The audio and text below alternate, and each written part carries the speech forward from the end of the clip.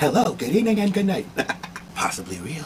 Welcome to Possibly Real. Possibly real. Possibly real. It's possibly real. Where we discuss convergent perspectives on a new earth. Convergent perspectives. Convergent perspectives on a new earth.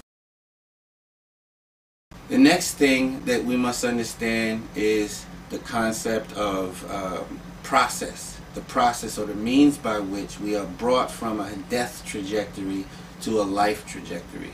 Okay, that we are pointed by God in the direction of life, and we are taken or derailed off of the path of death. Just to recap, when we talk about salvation, we are talking about being brought from the realm created through basically a cultural-wide, worldwide lack of sexual integrity. Here's what we get in such a world.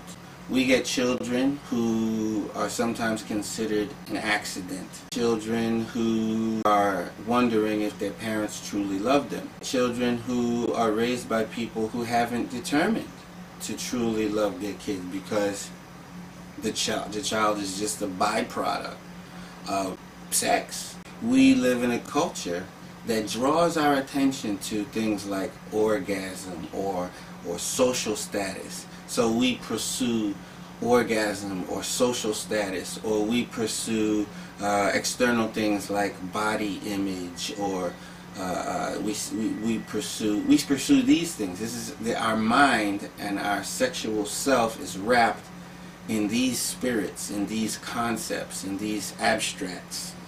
These abstractions. With this in our mind, we commit to sex. With this in our mind, we pursue that orgasm as our ultimate end, or we pursue that sexual status. In other words, what do I mean by sexual status? You've heard it, you know, a guy wanting to be recognized or respected for the type of girl that he can get into his bed, or a woman wanting to be respected for the same thing, or people wanting to be revered, honored, respected for the number of people that they can sleep with. All of this is self-centered. All of this serves to cure an emptiness inside. The very prescription of self-centered sex is to use sex almost like any other drug to displace a lacking in one's heart. So for many of us, we are dealing with a lacking that we feel, and so that puts us in the position to be tempted to take. So from generation after generation after generation, the emptiness in one generation acted out through sex only dooms the next generation to an emptiness. Why does it doom the next generation to an emptiness? It dooms the next generation to an emptiness because to have parents who are preoccupied with their own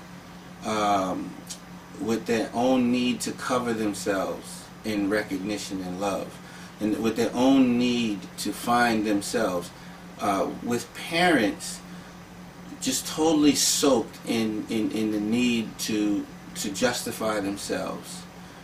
They do not get about the work of justifying their children.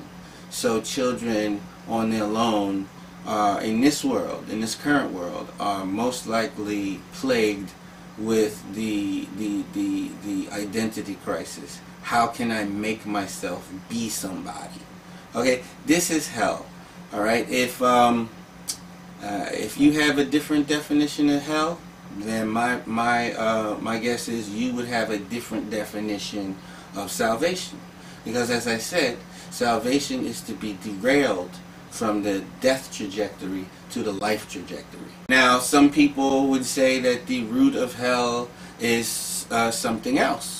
But I gravitated to Reverend Moon because my mind and my spirit confirmed this teaching. My experience confirmed this teaching. Okay, it wasn't where I had to surrender to some abstract concept of spiritual plague or spiritual curse. You know, something that I couldn't experience. Okay, as I'm not overly spiritual person. Okay, I've had a few visions. I have spiritual dreams. I've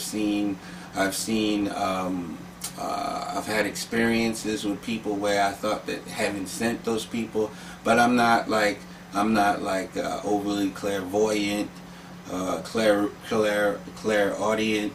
I'm not okay. I don't have those types of spiritual senses. They're not overly sharp. So I have to go by what I can understand, and I certainly understand the concept of a person not feeling adequate as they stand in front of their parents, who themselves are looking at their parents for attention. You know, even it's such a powerful thing what happens wanting to make your parents happy and totally unable to accomplish it. You know, if your parents have no intention or never had the intention or have little intention of propping you up, just you alone as yourself, that you are enough for their joy. If your parents have little intention to actually do that for you, you're really in a tough spot trying to get them to pay attention to you, trying to get someone's attention to replace their attention. I gravitated towards this because I understood it.